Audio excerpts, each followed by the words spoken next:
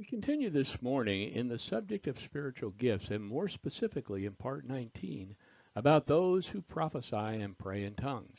The gift of tongues is a form of God speaking to people through a human entity in our own human likeness, in our own human language, and can be a regular occurrence in the life of a witnessing disciple. We read in Mark 13:11, and most of us who are disciplers have experienced this firsthand. So when they arrest you, Jesus said, and hand you over, don't worry beforehand what you will say. On the contrary, whatever is given to you in that hour, say it. For it isn't you speaking, but the Holy Spirit. However, some are gifted to speak in either a known or a heavenly language, which is unknown to the speaker. Yet it is a gift that enables the gifted person to communicate directly with God through the Spirit that it indwells all true believers. The Apostle Paul references this heavenly language when he recorded in 1 Corinthians 13:1 these words, "If I speak in the tongues of men and of angels." Apparently, when we receive God's indwelling Holy Spirit, His Spirit downloads a heavenly language which He uses to communicate with the Father. In our human weakness, unfamiliar with spiritual language, we could hear it as simply as groanings. But when we submit an intercessory prayer to the Father, His indwelling Spirit speaks on our behalf, similar to a translator, and what may sound like unintelligible gibberish, but if we were to understand it, we would see that it was really a spiritual language, as implied in the passage we found in Romans 8:26 through 27. He writes, "In the same way, the Spirit also helps our weakness, for we do not know how to pray as we should. But the Spirit Himself intercedes for us with groanings too deep for words. And He who searches the hearts knows what the mind of the Spirit is, because He intercedes with the saints according to the will of God." It is an untaught language, accessible only through God's Spirit.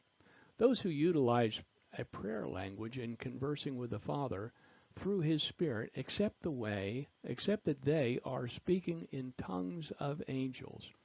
In 2006, a research team at the University of Pennsylvania took brain images of 5 people while they spoke in tongues. Their research was published in the New York Times. The leader of the study team was Dr. Andrew Newberg, who arrived at the following conclusion. We noticed a number of changes that occurred functionally in the brain. Our finding of decreased activity in the frontal lobes during the practice of speaking in tongues is fascinating, because these subjects truly believe that the Spirit of God is moving through them and controlling them to speak. Our brain imaging research shows us that these subjects are not in control of the usual language centers during this activity, which is consistent with the description of a lack of intentional control while speaking in tongues. When they prayed in tongues, their frontal lobes, the willful part of the brain used to think and control what we do, were quiet. The language center of their brains, the part used to speak in our native language, were quiet as well. The people were not in a trance. They were fully aware of what was happening. The researchers were unable to pinpoint the exact part of the brain that was controlling the behavior of speaking in tongues. Dr. Newberg went on to say, "The amazing thing was how the images supported the people's interpretation of what was happening. The way they describe it and what they believe is that God was talking through them. Speaking in tongues, either audible or as a gift, rendered collectively by His indwelling Spirit through us from God, or an internal communication with God, it is clearly not a fabricated language, as these scientists have confirmed.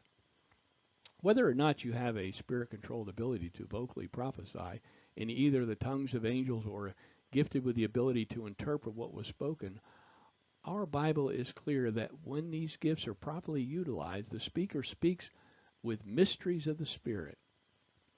In 1 Corinthians 14:2, Paul writes, "For the person who speaks in another language is not speaking to men, but to God, since no one understands him. However, he speaks mysteries in the Spirit." Are there excesses and abuses of the use of the gift of tongues? Yes, of course. We all know they have. And they need to be corrected. However, to quote an old colloquialism, let's not throw out the baby with the bathwater by rejecting the gift of tongues altogether. Let's take the words of the Apostle Paul in 1 Corinthians 14:39 to heart. Therefore, my brothers, to be eager to prophesy, and do not forbid the speaking in tongues. Tongues was a gift which many of the Corinthians prized above all else, their ability to speak in a language which was not earthly. But to the church at Corinth as a whole, the Apostle Paul clarifies the true nature of this gift as a benefit for the uplifting of the brethren, and therefore it is a secondary expression to the gift of God's love. And without the combined expression of love, the gift of tongues in either form is worthless.